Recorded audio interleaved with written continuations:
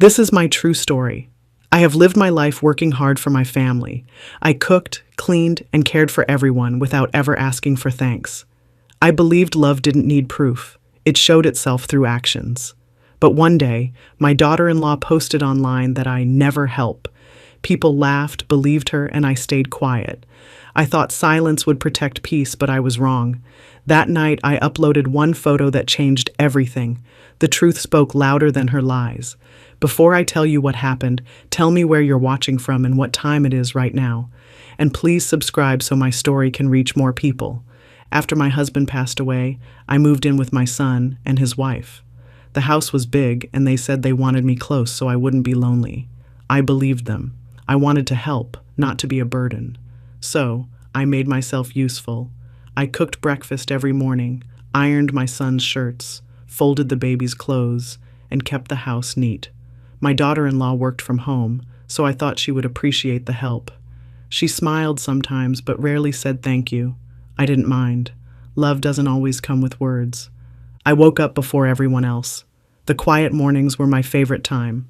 I would sweep the floors, prepare tea, and start the rice cooker. By the time they woke up, the kitchen smelled like cardamom and ginger. I liked that smell. It reminded me of my old home. I never sat down until everything was done. I didn't need rest. Work kept my heart steady. My hands hurt sometimes, but I never complained. When I saw my grandson smile after eating my parathas, it made the pain disappear. My daughter-in-law was busy most days. She said she had meetings, deadlines, and video calls. She often sat on the sofa with her laptop while I ran around the house. I washed dishes, cleaned the baby's bottles, and mopped the floor. Sometimes she would call me to bring her coffee or snacks. I always said yes. I wanted peace. My son left early and came home late, too tired to talk. I didn't want to cause any trouble between them, so I stayed quiet. In the evenings, I would take care of the baby while she watched TV. She said she needed a break, so I took over feeding, bathing, and putting the baby to sleep. I didn't mind. The baby's little hands and soft laughter were the only comfort I had in that house. I never expected thanks or praise. I thought that's what mothers do. They give, even when no one notices. Sometimes I cooked dinner for the whole family. My daughter-in-law liked to take photos of the food and post them online. She never said it was my cooking. She wrote, "Dinner I made tonight," and smiled at the comments. I would see them on her phone sometimes when she left it on the counter. People would compliment her, and she would reply proudly. It hurt a little, but I told myself it didn't matter. The food was eaten, the family was happy.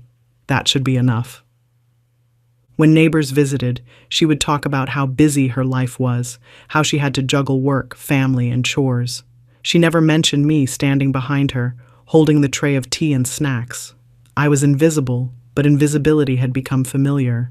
After years of motherhood, I had learned that people forget what mothers do once they grow comfortable. I told myself not to take it personally. Maybe she was just young and didn't realize how words could hurt. Even when I fell sick, I didn't stop helping. I cooked with a fever once because my son had guests coming over. My daughter-in-law didn't notice. She was busy decorating the living room. That night, when everyone complimented the food, she smiled proudly and said, "I worked so hard today." I stayed silent, washing dishes while they laughed. I didn't need credit, or at least that's what I kept telling myself. I thought my quiet efforts built respect. I thought love would grow from understanding. I believed that if I stayed humble, one day she would look at me and see more than just an old woman cleaning her floors. But I was wrong. The kindness I gave wasn't seen as love. It was seen as duty.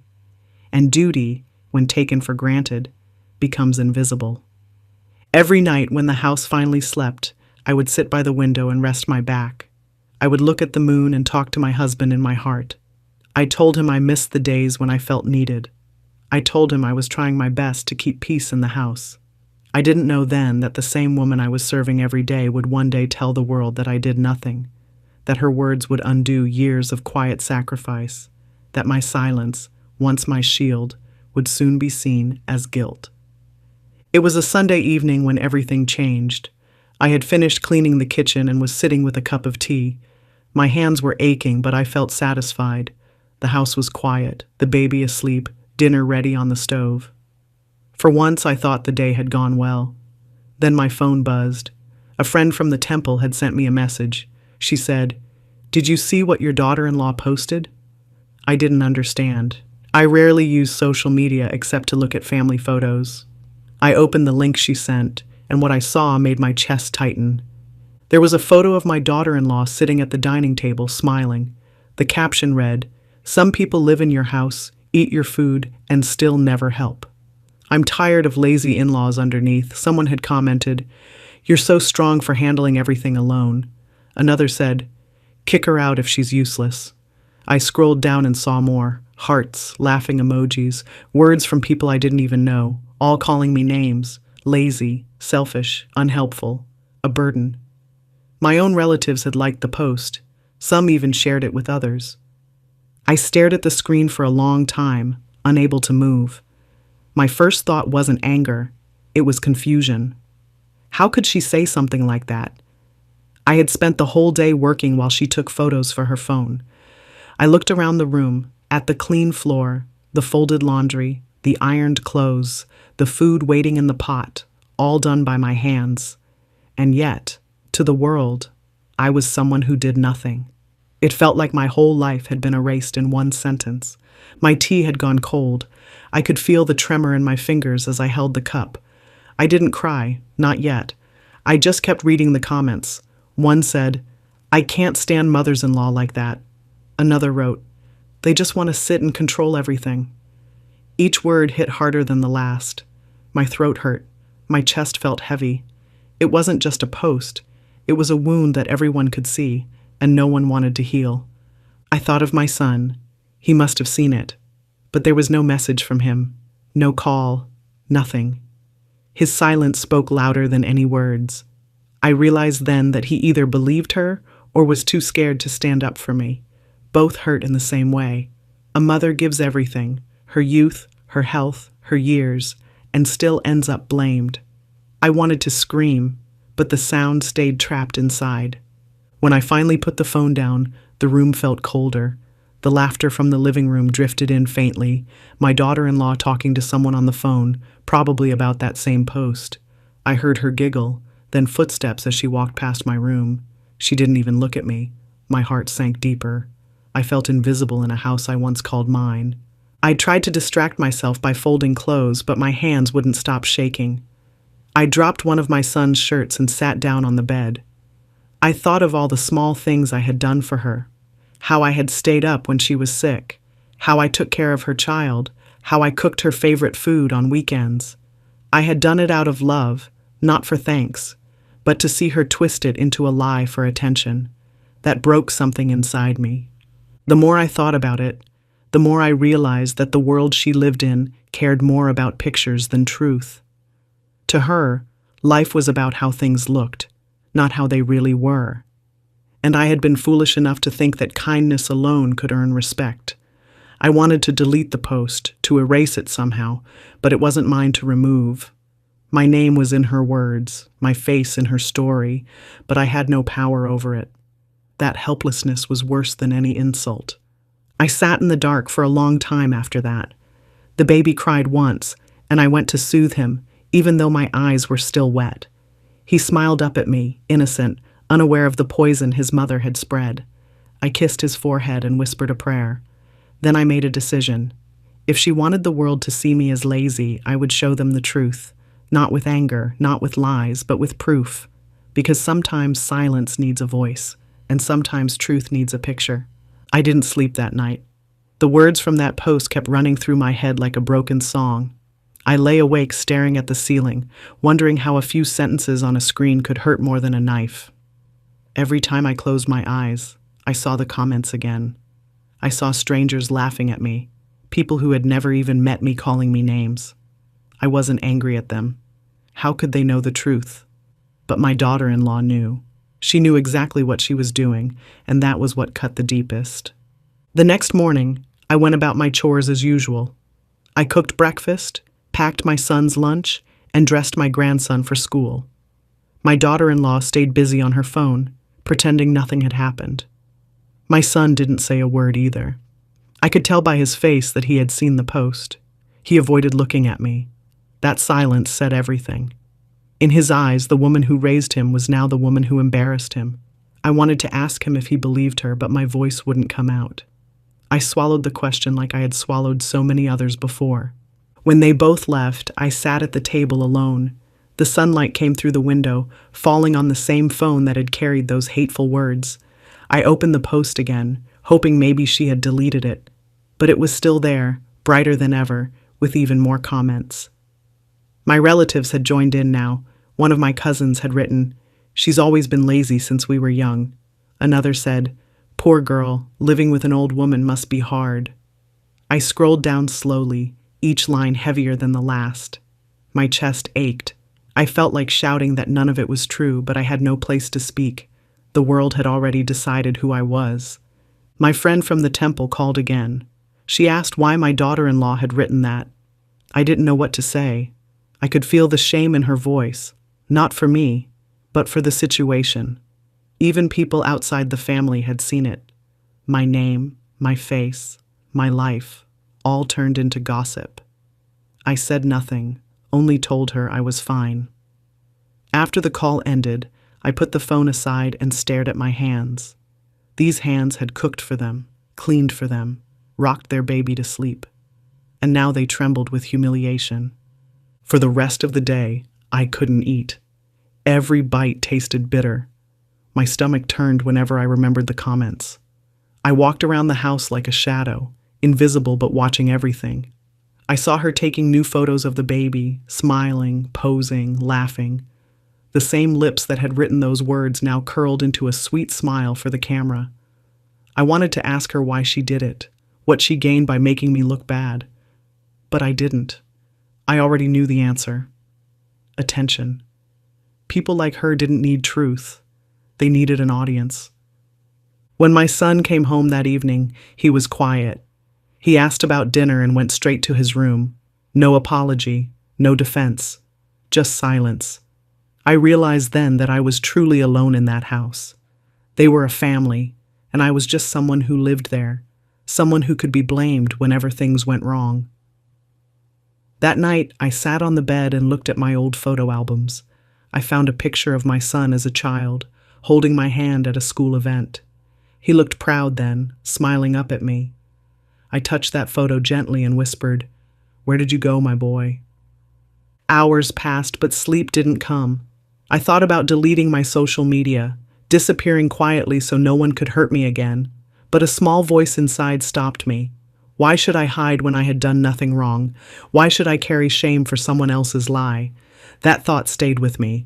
It was the first time in years I felt a spark of strength. I realized then that sometimes the truth doesn't need to be shouted. It just needs to be seen. The world believed her because she spoke first. But I still had something she didn't. Proof. Real moments. Real work. Captured quietly over time. My phone was full of them. Pictures she never knew I took. Her smiling while I scrubbed the floor behind her. Her eating food I cooked. Her resting while I folded clothes. Each photo told the truth she tried to hide. And as I looked through them one by one, my hands stopped shaking. I knew what I had to do next. The next morning I woke early, long before the sun rose. I sat on the edge of my bed thinking about everything that had happened. My eyes were tired, but my mind was clear. The pain from last night had changed into something sharper. It wasn't anger, it was understanding. I finally saw the truth of my place in that house. All this time I had been helping because I believed love meant service, but to them, my work didn't count unless it was seen by others.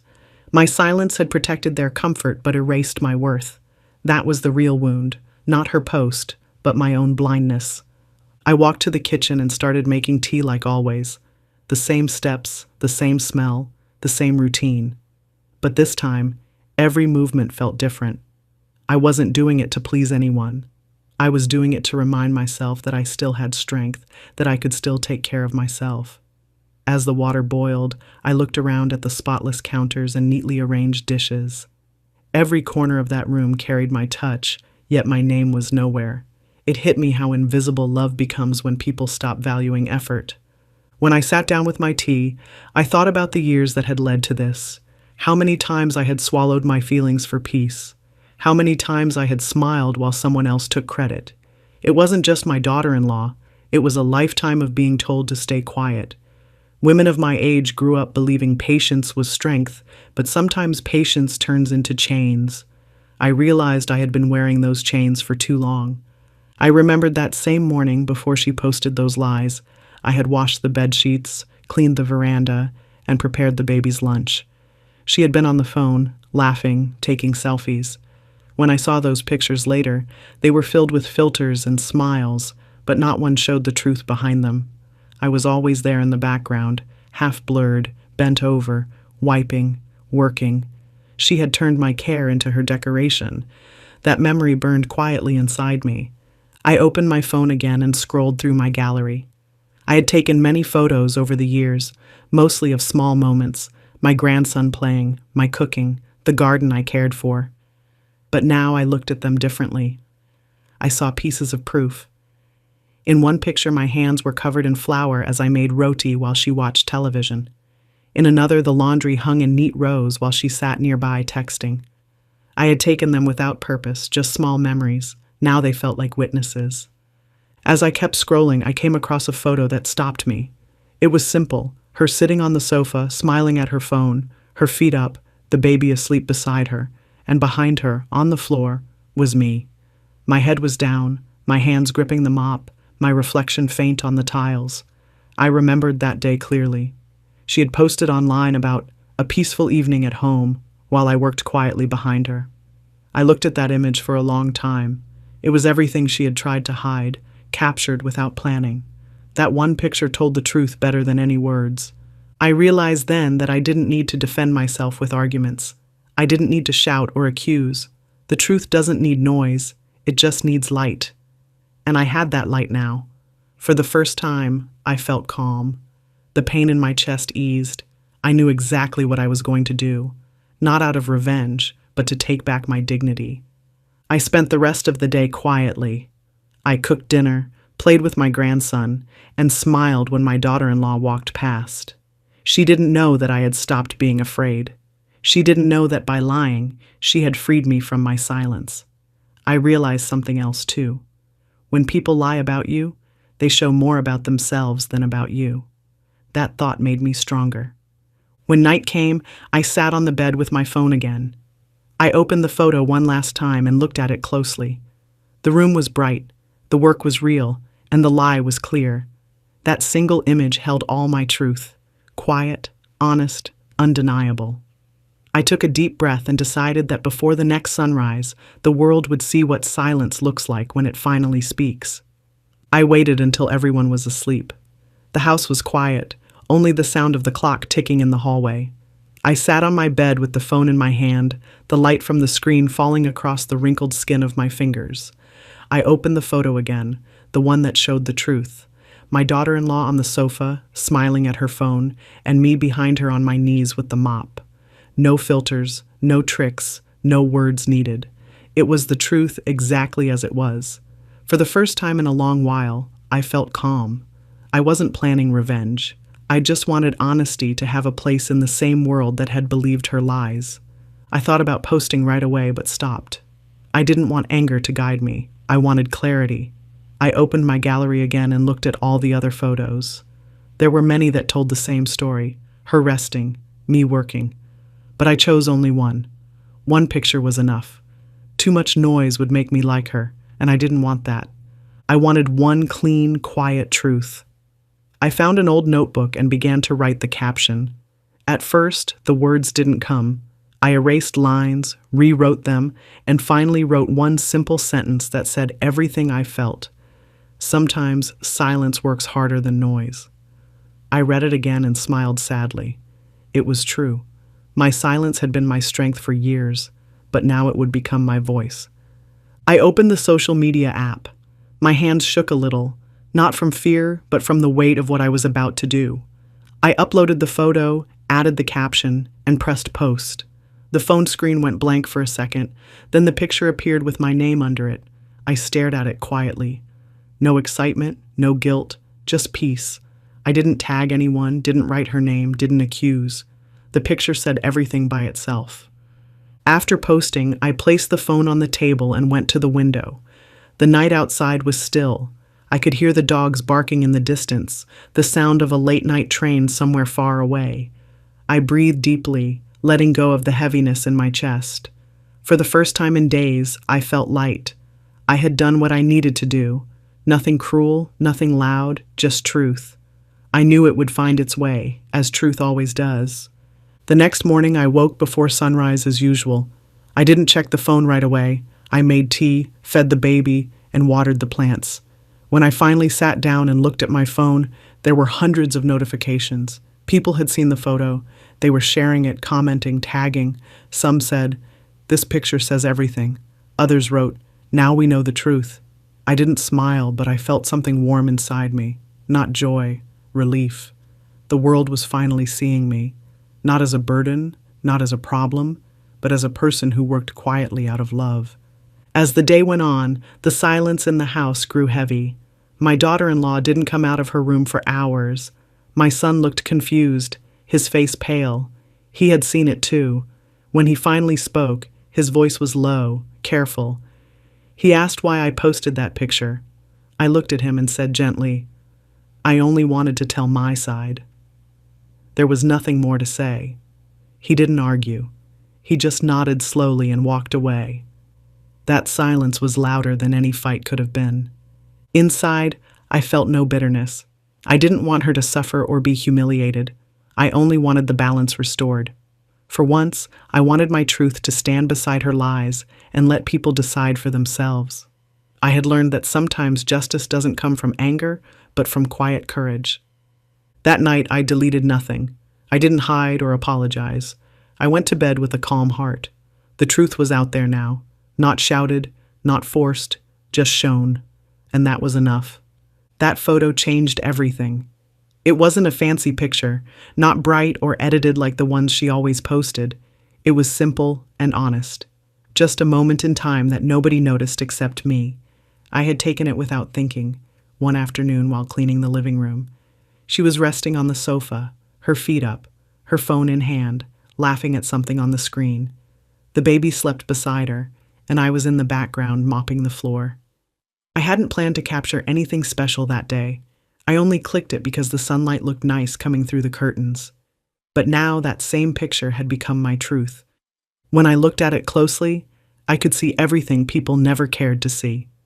The bucket of water beside me, the mop in my hand, my tired back bent low, the wrinkles on my arms, marks of years spent taking care of others.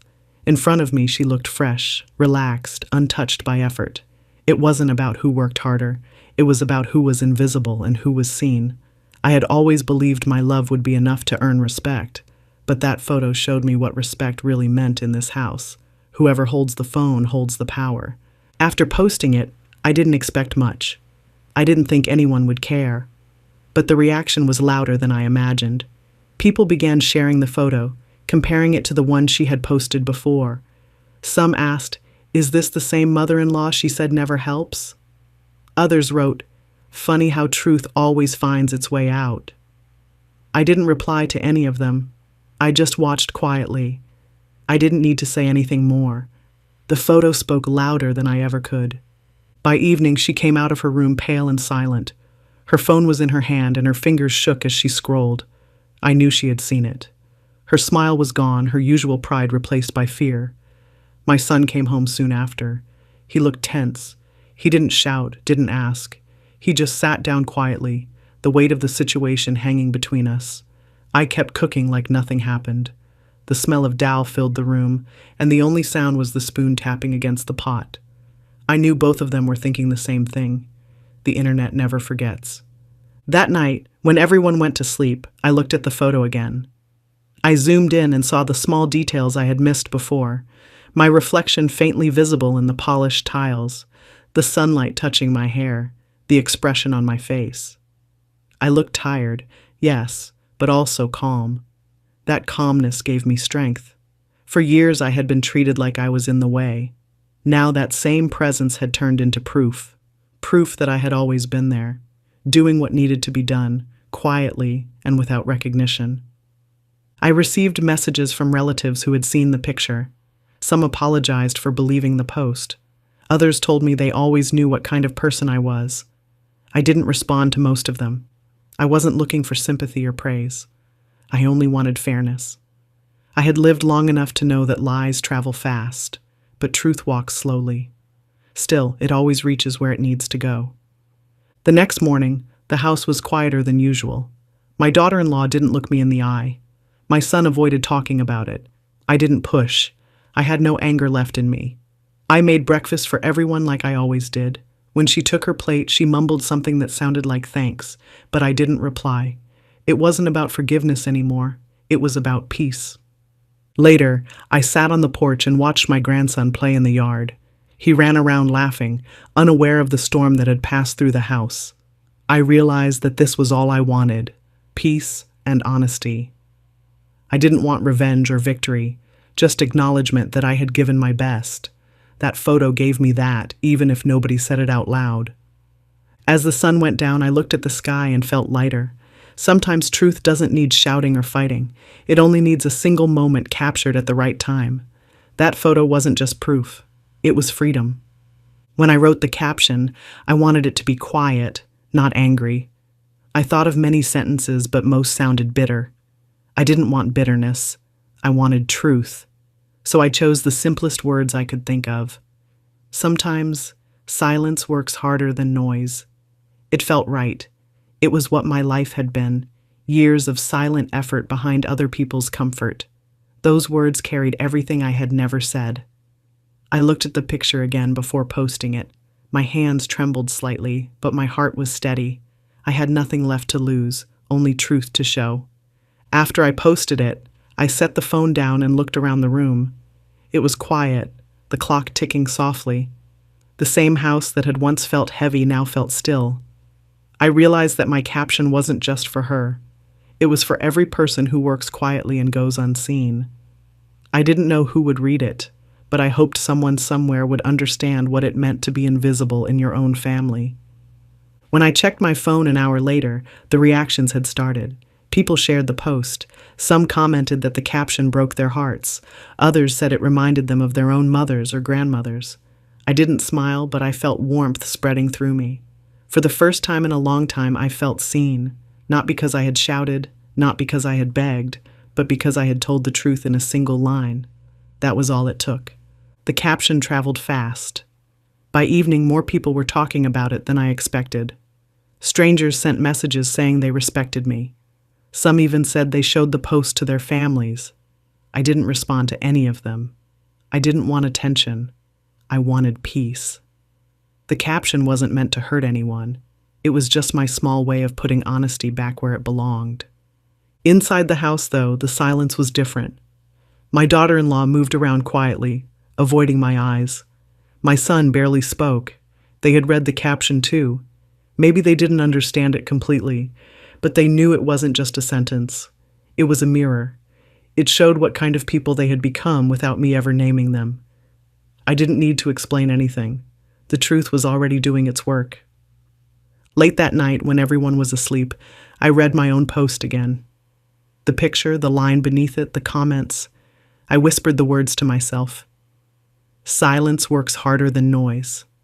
It felt like a prayer. For years, I had carried silence like a burden. Now it felt like strength. I realized that silence isn't weakness. It's patience that waits for the right time to speak. And when it finally does, even a few words can echo louder than shouts. The next morning, I deleted nothing. I left it there for anyone who wanted to see. The caption didn't accuse, didn't name names, but everyone knew. My relatives started calling, pretending to check on me. Some said, "You shouldn't have posted it." I answered calmly, "Then she shouldn't have lied." I didn't feel guilty. I had done nothing wrong. My grandson asked me later what the sentence meant. I told him it meant that people who stay quiet are often the ones who work the hardest. He nodded, thinking deeply, then smiled. That smile meant more than all the likes and comments. It meant he understood me, even a little. That evening, I sat outside watching the sky turn orange. I thought about how words can change things. One small caption had done what years of silence could not. It didn't fix everything, but it made the truth visible. That was enough. I didn't feel victorious. I felt free. When night came again, I lay in bed, the phone beside me. I closed my eyes and repeated the line in my mind. It was no longer just a caption on a picture. It was a reminder of who I was, a woman who had worked quietly, loved deeply, and finally let her silence speak. The morning after I posted the photo and caption, my phone wouldn't stop buzzing. Messages, comments, calls, all from people I hadn't heard from in years. At first, I didn't even check. I kept folding clothes and cleaning the table like every other day. But curiosity got the better of me. When I finally opened my phone, I saw the post had spread everywhere. People were sharing it, saying things like, "This is what truth looks like." And this made me think of my own mother. I sat there quietly, not proud, not angry, just still. The world had finally seen a piece of my life, the side no one cared to ask about. As the day went on, I noticed how the mood in the house changed. My daughter-in-law walked around with her head low. She didn't have her phone out like she always did. My son came home early from work, his face tight with worry. I knew they'd both seen everything. The silence between us was heavy. Every sound in the house, the ticking clock, the boiling kettle, felt louder than usual. Nobody said a word to me, but their eyes said enough. They were scared, not of me, but of the truth they couldn't hide anymore. Then came the relatives. My phone rang nonstop. Some called pretending to care, others called just to gossip. A few scolded me, saying I should have handled it privately. I listened quietly, then hung up. I didn't owe anyone an explanation. For years I'd handled everything privately, my pain, my disappointment, my loneliness. And that's exactly why they thought they could rewrite my story. Not anymore. Later that afternoon, my grandson came running home from school. He had heard other parents talking about me. "Grandma, you're famous," he said with wide eyes. I smiled a little and told him fame isn't what matters. Truth is, he didn't understand completely, but he hugged me tight, and that hug told me he believed me. That meant more than all the attention. In the evening, my son finally spoke. He asked why I did it. His voice wasn't loud, but it carried shame. I told him I didn't do it to hurt anyone. I did it to defend myself. For years, I worked quietly in this house. When people believed lies about me, he said nothing. I couldn't let the silence destroy me anymore. I told him sometimes silence needs to speak, and that's all I did. He didn't reply. He just lowered his head and walked away. That silence was his answer. As night fell, I sat alone on the porch. The air was cool, the sky dark. My phone kept lighting up beside me with more messages. People I didn't even know were thanking me for sharing that moment. They said it gave them courage to stand up for themselves. I never meant for any of that to happen, but their words touched me. I realized that even quiet truth can reach far. It doesn't need power or youth, just honesty. My daughter-in-law didn't eat dinner that night. She stayed in her room crying maybe, or angry. I didn't feel joy or revenge. I only felt tired in a peaceful way. I had carried the weight of their disrespect for too long. Now it wasn't mine to carry anymore. Everyone could see what I saw every day. The lies she built had cracked wide open. The next morning, she deleted her post. Her friends unfollowed her. Some even apologized to me in messages. I didn't reply. I didn't need to. I had already said all I needed with one picture and one line. The rest was noise. That day, I cooked breakfast for the family like always.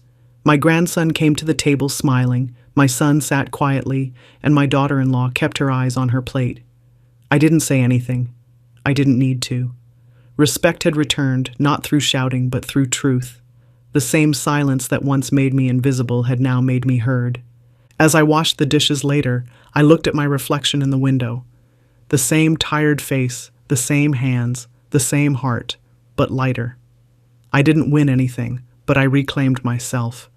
And that to me was enough. After the post, life in the house changed completely. The quiet routine I once kept was gone. Now, every step, every sound felt watched. My daughter-in-law avoided me all day. She barely looked up from the floor, her phone no longer glued to her hand. The friends she used to chat with stopped calling. She spent hours behind her locked door. My son moved carefully between us, speaking in short sentences, trying to keep the peace that had already broken. I didn't fight. I just did my work as always. The meals were cooked, the clothes were folded, the floors were clean. but the warmth had left the walls. Relatives started calling again, not to help but to gossip. They wanted to know what really happened. I told them nothing. The truth was already public. I didn't need to explain more. Some supported me quietly, others blamed me for shaming the family name.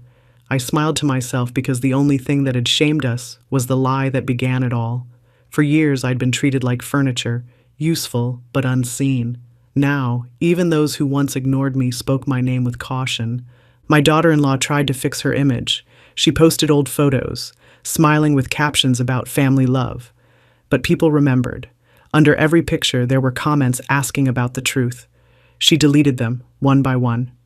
I never said a word. I didn't gloat. I didn't want her destroyed. I just wanted her to stop pretending. I think she finally understood that lies can't live in the light for long. At night I heard whispers between her and my son. Arguments, mostly soft but tense. Sometimes my name came up, sometimes silence replaced it. I lay in bed and stared at the ceiling. I didn't wish harm on anyone, but I couldn't feel pity either. The peace I felt now was new. It wasn't happiness exactly. It was freedom from being misunderstood. Days turned into weeks. People outside slowly forgot, but inside the house the air stayed heavy. My grandson, though, was different. He spent more time with me now. He helped in small ways, bringing me water, sitting beside me when I watched TV. I never told him the full story, but he seemed to know enough. His small hand holding mine made all the noise fade away. One afternoon, my son came to me and said he was sorry. He said he hadn't realized how much I did. I listened but didn't answer. Words are easy after truth has already done the hard part. He promised things would change, and for a while they did. My daughter-in-law started helping more, even cooked tea for me sometimes. But I knew it came from guilt, not care. That was fine. I didn't need love forced out of shame. I only needed space to live with dignity.